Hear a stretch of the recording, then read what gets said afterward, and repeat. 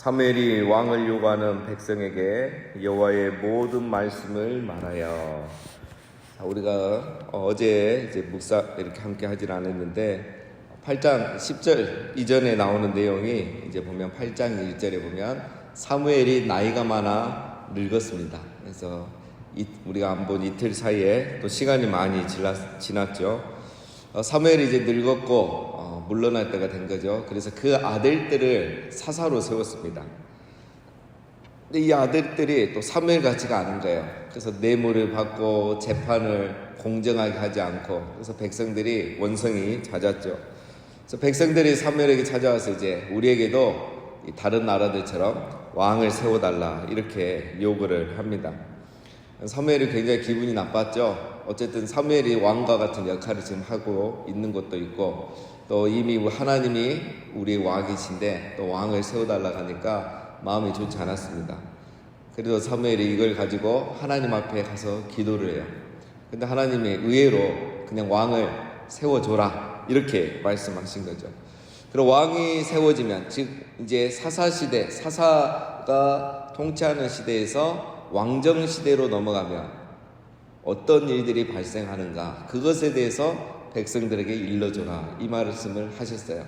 그 내용, 왕정 제도가 시작되면 어떤 일들이 생겨나는가, 오늘은 이제 사무엘이 그것을 백성들에게 전하는 겁니다. 그 말이 바로 10절에 여호와의 왕을 요구하는 백성에게 여호와의 모든 말씀을 말하여. 자, 왕정 제도가 생기면 어떤 일들이 생기는가. 11절 이르되 너희를 다스릴 왕의 제도는 이러하니라. 그가 너희 아들들을 데려다가 그의 병거와 말을 어가하게 하리니 그들이 그 병거 앞에서 달릴 것이며. 자, 왕이 생기면 일단 왕의 부대가 생겨야죠. 군대가 생겨야 되죠. 그래서 먼저 너희 아들들이 차출이 될 것이다. 그래서 그 너희 아들들이 가서 병거와 말을 어가하며, 병거와 말들을 이제 몰며, 그 다음 병거 앞에서 달릴 것이며. 이거는 이제 왕을 호위하는 그런 근위대 같은 걸 말하겠죠. 자, 이런 너희 아들들이 나가서 이제 군 복무를 해야 된다.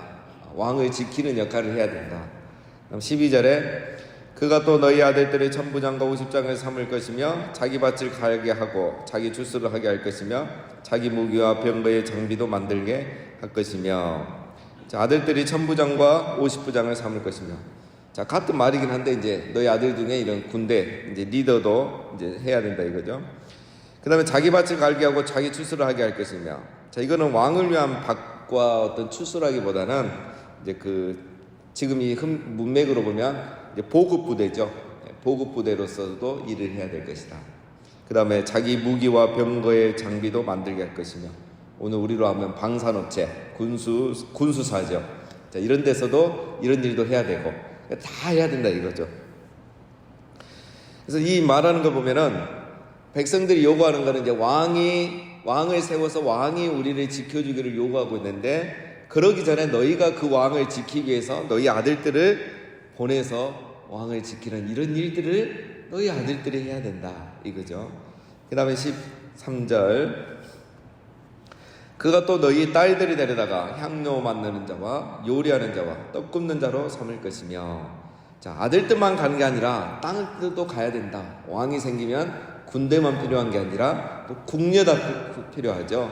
왜냐하면 향료도 제조해야 되고 요리도 만들어야 되고 떡도 구워야 되고, 이런 일을 하기 위해서 너희 딸들이 또 궁녀로 불려갈 것이다. 왕이 없으면 하지 않아도 될 일을 이렇게 해야 되는 일들이 훨씬 많아지죠. 자, 그 다음에 이제 14절부터는 세금 문제입니다.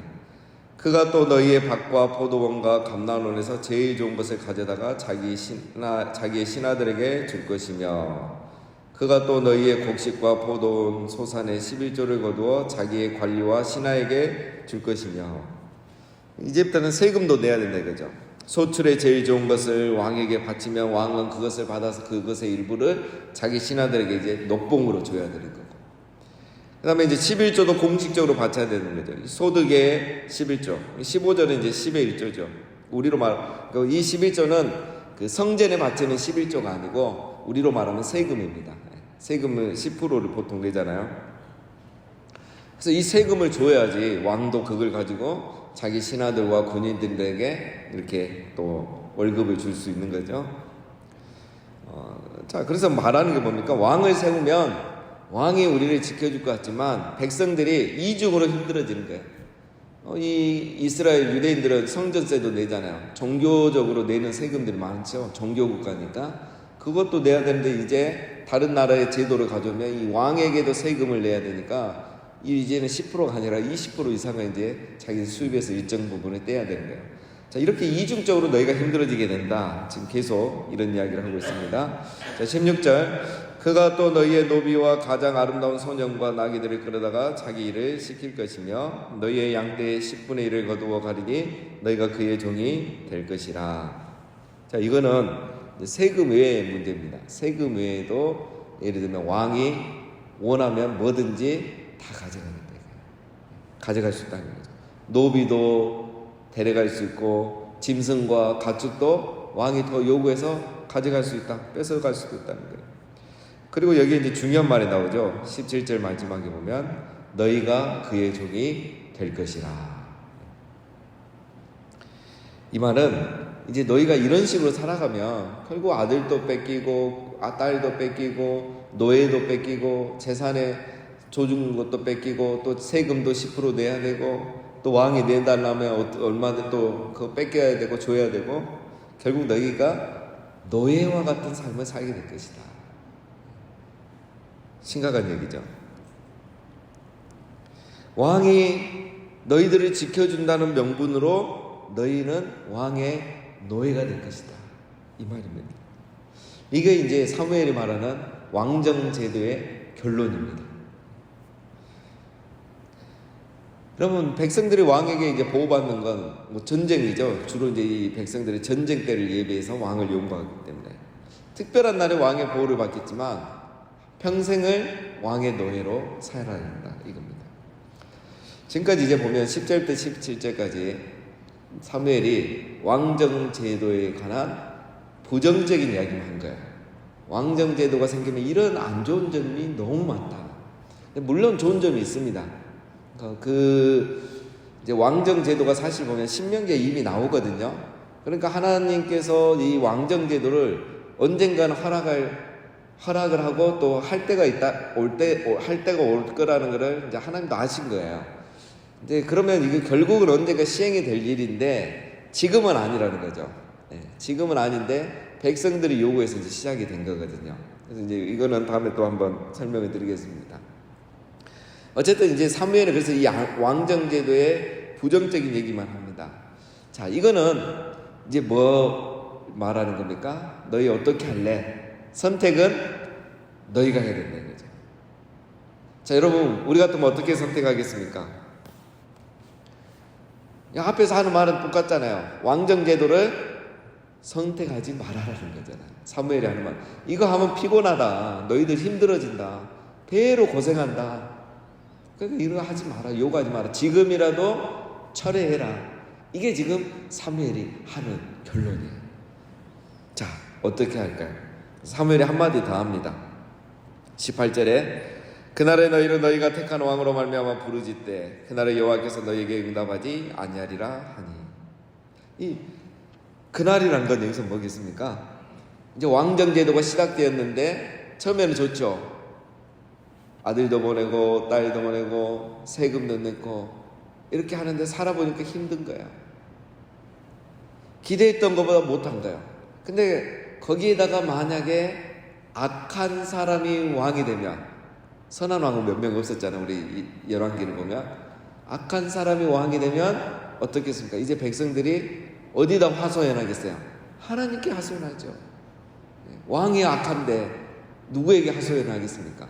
그때 가서 하나님 앞에 하소연하는 그 날에, 그때 가서 후회하고 하나님 앞에 이게 아니네요, 살려주세요, 기도해도 하나님이 너희의 기도를 듣지 않을 것이다. 이렇게까지 사무엘이 아주 심각하게 이야기를 합니다. 결론은 지금이라도 취소해라, 철회해라. 너희가 철회하면 하나님이 안 세워주면 되니까, 괜찮으니까 지금이라도 철회해라. 여러분, 백성들이 어떻게 반응하겠습니까? 19절 백성이 사무엘의 말 듣기를 거절하여 이르되 아니로소이다. 우리도 우리의 왕이 있어야 하리니. 사무엘이 이렇게 말했는데도 고집을 피웁니다. 아니로다. 우리도 우리의 왕이 있어야 합니다. 자, 이걸 무엇을 보여줍니까? 이것이 백성들은 이미 마음에 결정을 했기 때문에 어떤 말을 해도 들리지 않는 거야. 이미 마음에 결정을 했기 때문에 하나님이 뭐라 하든 상관없었다 이거야. 우리가 요구하는데 왕 세워달라 이거죠. 이게 이제 무서운 거죠. 이미 마음에 결정하고 아무리 상담을 하고 설교를 해도 소용이 없는 거예요. 그래서 우리가 상담을 해도 또 설교를 막 들어도 효과가 없는 이유가 이겁니다. 이미 마음에 다 결정해놓고 상담하러 오는 거죠. 그러니까 변화가 없는 거예요. 여러분, 우리는 뭔가를 결정할 때 먼저 하나님의 뜻을 물어야 할 줄로 믿습니다. 기도하고 다시 돌아보고 백지장을 들고 하나님께 가야죠. 하나님 어떻게 하면 되겠습니까? 하고 백지장을 들고 와야 되는데 이미 내가 원하는 거 리스트 다 적어놓고 이렇게 하겠습니다. 그리고 하나님 허락해 주십시오. 그리고 더 중요한 말 한마디 하죠. 허락하지 않아도 저 어차피 이렇게 할 겁니다. 이게 우리의 기도란 말이야. 지금 이스라엘 백성들이 이렇게 기도하고 있는 거죠. 네, 이런 문제가 뭔지 압니까? 이렇게 기도하니까 지금 그래도 이스라엘 백성은 사무엘이 정답을 얘기해주고 있잖아요. 근데 우리는 이제 사무엘이 없잖아요. 이 시대는. 우리는 이렇게 기도하는데 하나님 음성이 안 들리는 거예요. 하나님 뜻이 안 깨달아지는 거예요. 왜냐하면 이미 답을 들고 가기 때문에 그런 거예요. 내가 백지장에 들고 가야 하나님 거기에 이렇게 메모를 해주는데 다 써가지고 가니까 하나님 뜻이 안 들리는 거죠. 말씀하시지 않는 게 아니라 들리지 않는 겁니다. 근데 간혹 보면 어떤 분들은 저 기도하고 응답 받았습니다. 확신 받았습니다. 하나님 뜻을 깨달았습니다. 이렇게 말한 분들이 있단 말이에요. 그분들은 진짜 들은 게 아니라 자기가 듣고 싶은 걸 듣고 온 거예요. 내가 듣고 싶은 걸 듣고 원한 걸 그걸 하나님 뜻이라고 그냥 믿어버리는 거예요. 그래가지고 이제 안 되면 하나님 원망하는 거죠. 여러분, 오늘 이 이스라엘 백성들의 문제는 여기서 출발합니다. 마음의 결정 다 하고 하나님께 요구하는 거예요. 여러분, 우리 개인의 생각보다 하나님의 뜻이 더 중요한 줄로 믿습니다. 정하기 전에 물어야 됩니다.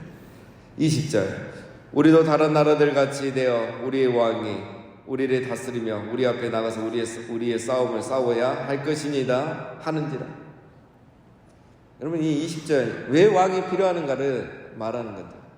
무서운 말입니다. 이 20절이 우리도 다른 나라들 같이 되어. 여러분, 이것이 뭘 말하는 겁니까? 뒤에 나오죠. 우리의 왕이 우리를 다스려야 됩니다. 우리 앞에 나가서 우리의 싸움을 우리 대신 앞장서서 싸워줘야 됩니다. 다른 나라들 보니까 전쟁하면 왕들이 앞에 나와가지고 이렇게 하는 걸 보니까 너무 멋있어 보이고 백전백승 할 것 같은 그런 분위기입니다. 우리도 이래야 됩니다. 여러분, 물론 왕이 있으면 이제 없는 것보다 좋은 점도 있습니다. 그래서 이런 왕정 제도가 또 있는 거죠.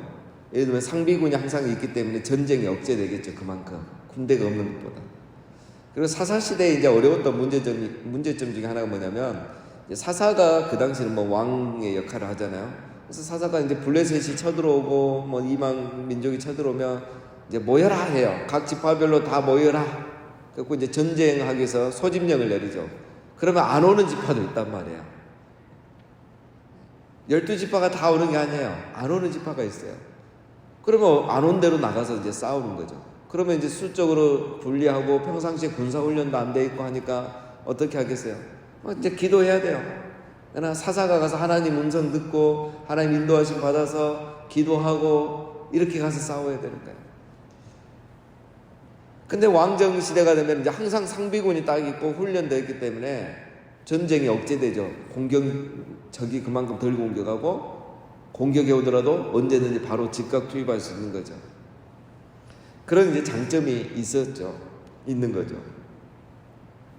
그리고 평소에 치안도 이제 안정이 되는 것이고. 근데 여러분, 이것이 정말 진심일까요? 오늘 이들이 왕을 요구하는 이유는 뭡니까? 두 가지잖아요. 우리 왕이 우리를 다스려야 됩니다. 자, 그런데 지금 이제 이 앞에 계속 나오는 8장 9절까지 나오는 말이 반복되는 게 뭐냐면, 사무엘이 온 이스라엘을 다스리니라는 말이 많이 나와요. 그래서 사무엘이 하나님을 대신해서 다스리고, 하나님이 사무엘을 통해서 이스라엘을 다스리고 계시는 거예요. 그러니까 지금까지 하나님이 왕이셨고 아무 문제 없이 사무엘이 있는 동안은 나라가 잘 다스려졌어요. 그러니까 왕이 우리를 다스려달라, 이거는 굳이 이유가 안 되는 겁니다. 그리고 두 번째, 우리의 왕이 우리 앞에 나가서 싸워줄 것이다.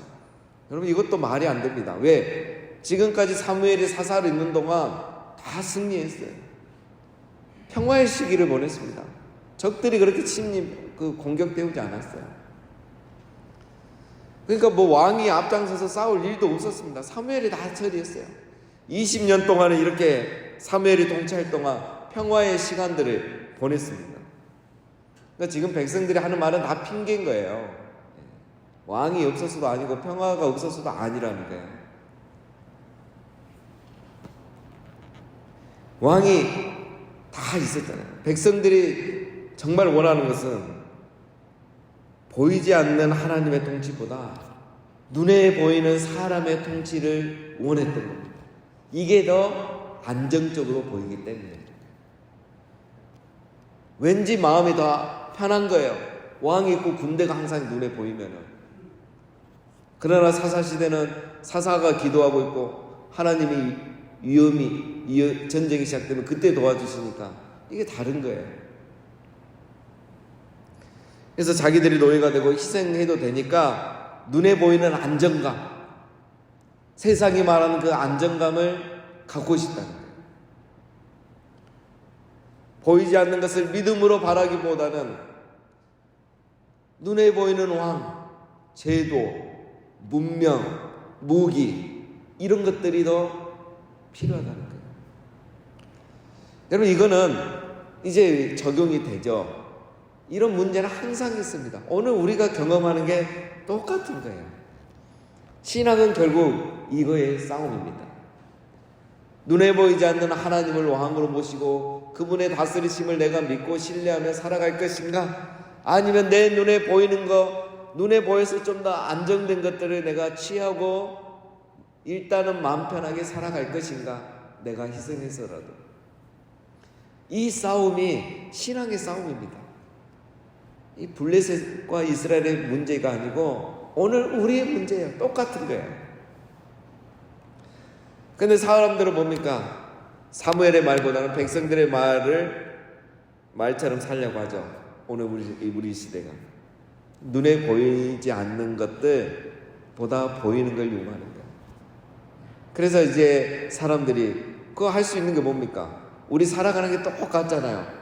그러니까 이제 뺄 수 있는 게 뭐냐면 주일이고 예배하는 시간이고 기도하는 시간이고 하나님의 것들이 자기를 위해서 쓰여지게 되는 거예요. 시간과 물질과 모든 것들이 눈에 당장 보이는 것들에 시간과 물질을 또 쏟기 시작하는 거예요. 하나님이 나를 다스린다고 생각하면 그렇게 하지 않는데, 하나님이 아니어도 이것들이 나에게 도움이 되고 내가 이것들을 가지고 있으면 삶이 보장된다고 그렇게 믿는 거예요. 그래서 결국은 똑같은 겁니다. 이 시대만, 지금 사무엘 시대만 사사 시대인 것이 아니고 하나님을 왕으로 모시지 아니하면 그 사람이 이 21세기에도 사사 시대를 살아가고 있는 것입니다.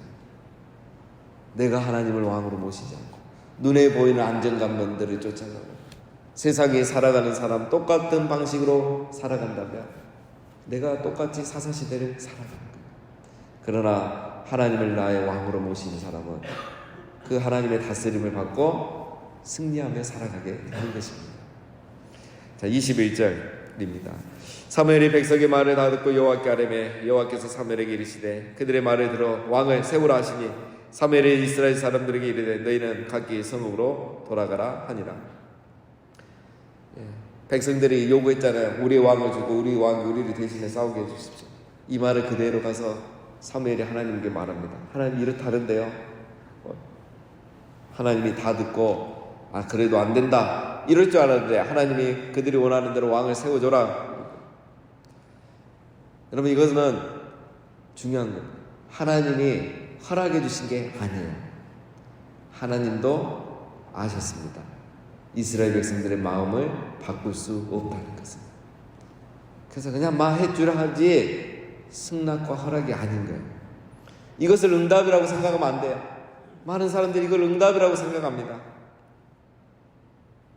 때를 쓰고 기도하고 하나님 뭐라고 하실지 듣지 않기로 귀를 막고 기도하면서도 일이 그렇게 되면 그게 하나님 뜻이라고 생각합니다. 여러분, 왕정제도가 언젠가는 시작될 때가 있지만 지금은 아닙니다. 하나님이 그냥 그들의 마음을 바꿀 수 없다는 것을 알기 때문에 그냥 알았다고 하신 거지 허락해 주신 건 아닙니다. 여러분, 오늘 여기서 우리가 한 가지 더 그래서 이제 사무엘이 백성들에게 다 집으로 돌아가라 하죠. 사무엘의 마음이 좋지 않다는 거죠. 하나님도 마지못해서 승낙했는데 사무엘도 마음이 좋지 않은 겁니다. 그래서 그냥 오늘 여기서 그만하자 하고 돌아가라 이렇게 하고 끝나는 겁니다. 자, 여기서 여러분 우리 한 가지만 더 생각하고 마치겠는데, 여러분 백성들의 왕을 요구한 이유가 다른 나라들처럼이죠. 다른 나라들처럼. 여러분, 우리가 이것을 이겨내야 돼요. 우리가 자꾸 이렇게 눈에 보이는 것들을 쫓아가려고 하는 이유가 다른 나라들처럼 하려고 하기 때문에, 오늘 우리로 말하면 다른 사람들처럼, 교회 안 다니는 사람들처럼, 하나님 안 믿는 사람들 다 저렇게 하고 살거든요. 19은. 여러분, 우리가 그렇게 똑같이 하려다 보면 하나씩 무너지게 되는 겁니다. 거기서부터 무너지기 시작하는 거예요. 우리는 다른 사람들처럼 하는 것이 아니라 하나님이 하라는 대로, 하나님의 말씀대로 사는 것이 우리 그리스도인입니다. 그래서 우리가 하나님을 왕으로 삼고 하나님의 다스림을 받고 사면, 지금 좀 불안한 것 같지만 그게 더 나은 거예요. 여러분, 왕정시대 성공합니까? 실패하잖아요. 그렇죠? 이 남쪽에 왕이 20명이 넘지만 정말 선함과 하나님 마음에 합하는 왕은 4명밖에 안 돼요. 4-5명. 실패해요. 다윗과 같은 사람 없어요. 안 나와요. 그래서 사사시대나 여호수아 시대나 모세 시대나 얼마나 좋습니까? 이 한 사람이 깨어있음으로 말미암아 하나님의 통치를 직접 받는. 그래서 전쟁할 때마다 여호수아같이 아이성은 어쩔 수 없었지만 백전백승하게 되는 거잖아요. 이 훨씬 나은 시대입니다. 신전 시대. 자, 그래서 우리가 이 세상의 것이 다 좋은 거 아니고 오히려 하나님을 왕으로 삼고 하나님의 다스림을 받는 것이 훨씬 더 좋은 거라는 것을 우리가 알 수 있습니다. 자, 우리 모두도 이 하나님을 우리의 왕으로 삼고 하나님의 다스림을 받는 우리 모두가 되어서 항상 승리하시는 우리 모두 되시기를 주님의 이름으로 축원드립니다.